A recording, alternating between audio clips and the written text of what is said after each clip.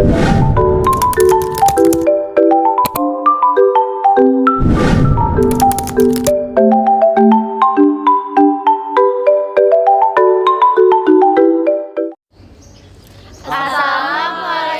warahmatullahi wabarakatuh. Kami dari kelompok 4 akan mempresentasikan hasil diskusi review jurnal kami.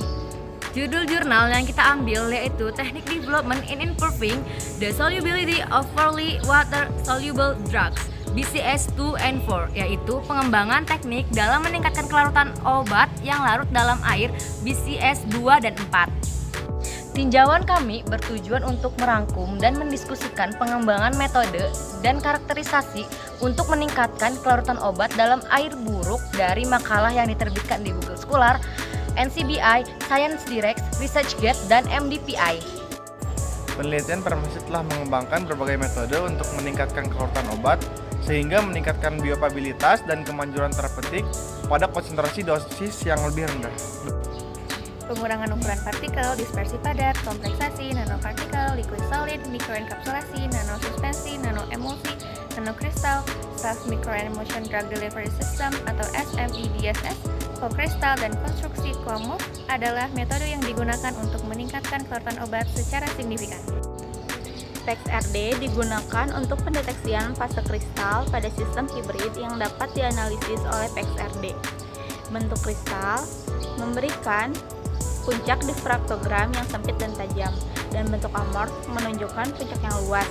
Rasio antara intensitas ini dapat digunakan untuk menghitung kristalinitas material. DSI digunakan untuk karakterisasi proses termal untuk mengetahui aliran panas dan suhu yang terkait dengan transisi zat. DSI dapat memberikan informasi suhu titik leleh pada berbagai zat.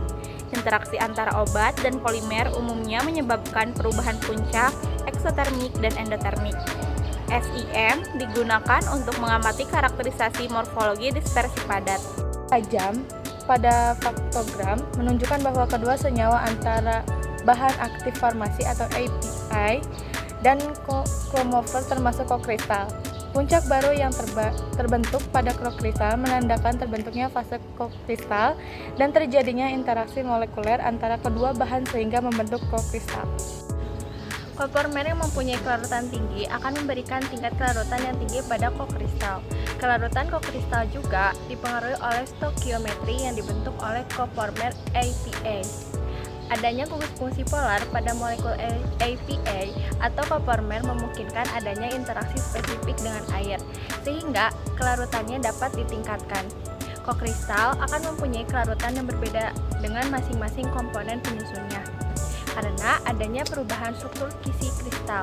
Laju disolusi kokristal quercetin yang merupakan metabolit sekunder golongan flavonoid. Karakterisasi XRD coamorph menunjukkan berhasil menurunkan derajat kristalinitas obat murni, dan hal ini dapat meningkatkan kelarutan obat.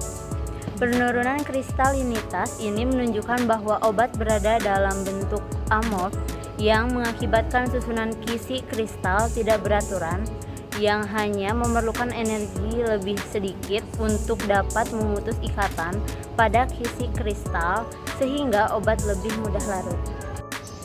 Coamorph adalah proses menstabilkan obat dalam keadaan amorf dengan satu atau lebih eksipien dengan berat molekul rendah atau senyawa obat tambahan seperti koformer, sehingga menghasilkan proses homogen dalam sistem amorf.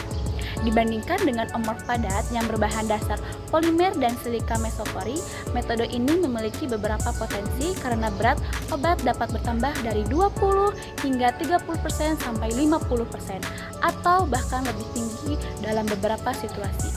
Koformer dengan berat molekul rendah dapat berupa komponen obat lain atau eksipien dengan berat molekul rendah, yaitu asam amino, asam organik, dan molekul kecil lainnya. Seperti nikotinamida, koformer secara fisik dapat menstabilkan obat amorf dengan berinteraksi dengannya pada tingkat molekuler. Kelarutan obat merupakan aspek penting dari efek farmakologis. Obat dan kelarutan yang tinggi dapat memberikan tingkat kelarutan yang cepat dan bioavailabilitas yang tinggi, sehingga dapat mengurangi dosis yang diberikan. Teknik dispersi padat, kokristal, dan koamorf berhasil meningkatkan kelarutan obat BCS kelas 2 dan 4. Demikian presentasi dari kelompok kami, kurang lebihnya mohon maaf. Wassalamualaikum warahmatullahi wabarakatuh.